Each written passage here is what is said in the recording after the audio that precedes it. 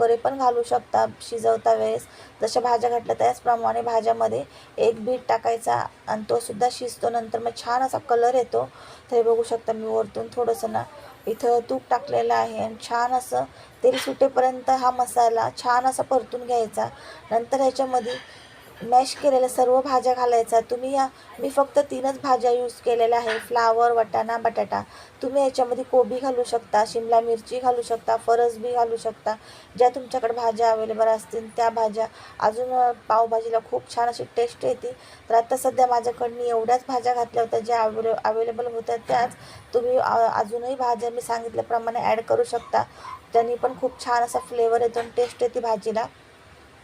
तर हे भाजीचं पाणी मी कुकरमधलं वाटीत काढून घेतलं आहे, ते आपल्याला टाकून नाही द्यायचं. ते सुद्धा मी याच्यामध्ये टाकून दिलेलं आहे. नंतर चवीप्रमाणे मीठ आणि आपल्याला म्हणजे भाजीचं टेक्स्चर कसं ठेवायचं